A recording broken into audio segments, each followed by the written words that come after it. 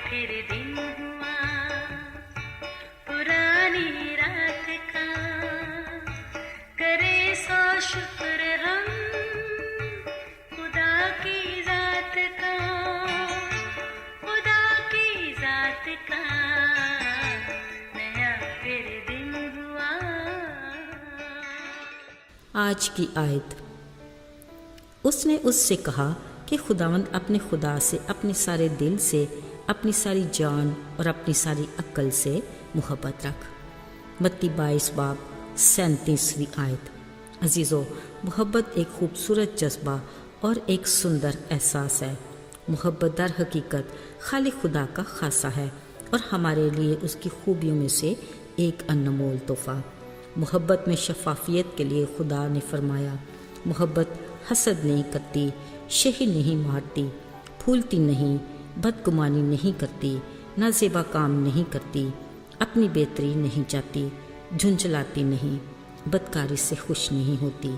इस बारे अगर हक और सच की बात की जाए तो हम में खुदा के इस हुक्म के मुताबिक मोहब्बत में भी गोया नाकाम है, जबकि खुदा की मोहब्बत में वो सारी खसूसियात शामिल हैं जो उसकी मोहब्बत को हमारे लिए गैर मशरूत, अनमोल और लाजवाल बनाती हैं। यानी मोहब्बत रास्ती से खुश होती है, सब कुछ सह लेती है, सब बातों का यकीन करती है, सब बातों की उम्मीद रखती है और सब बातों को बर्दाश्त करती है।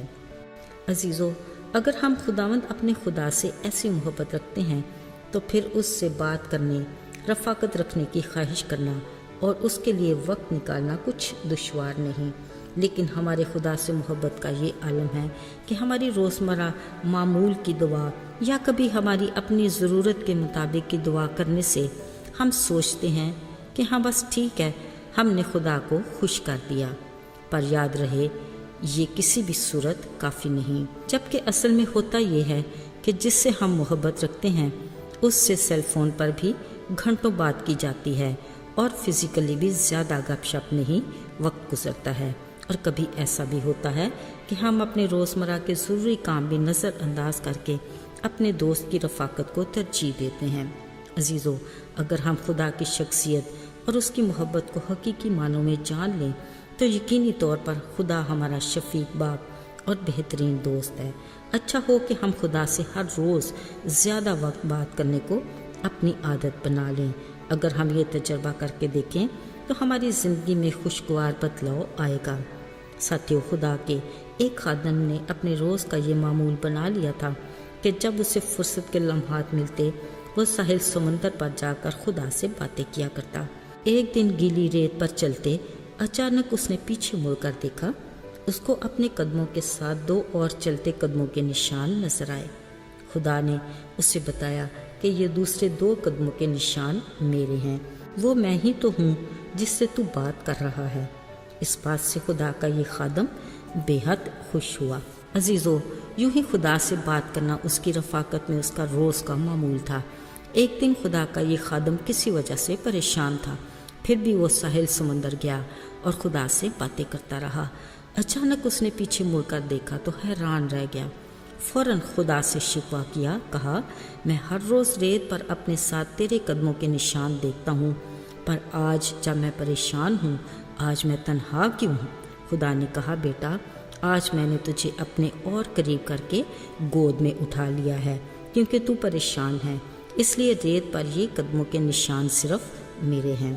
अजीज़ों, अगर हम इंसान खुद को ज़ी शऊर और मजबूत असाब का समझते हैं, मगर असल में हम मनफी सोच और किरदार के मालिक हैं जो अपने खालिक की बेइंतहा मोहब्बत और अपने साथ लाजवाल रिश्ते को समझ नहीं पाते।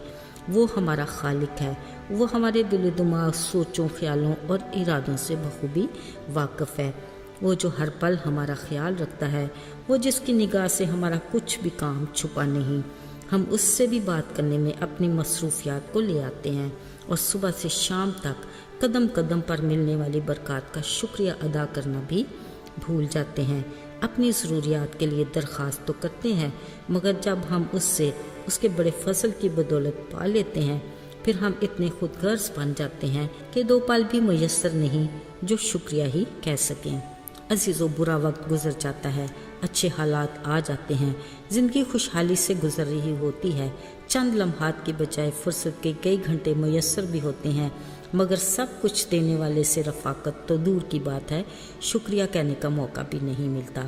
کیا ہی اچھا ہو کہ ہم بھی مصروف ترین شخص دانیل کی طرح اپنے کام سے فراغت پا کر دن میں 3 ہی بار اپنے خدا سے مل لیا کریں، تاکہ ہم دن میں ان بھوکے شیروں جیسے خوفناک خطروں سے بچ سکیں۔ آئیے دعا کریں۔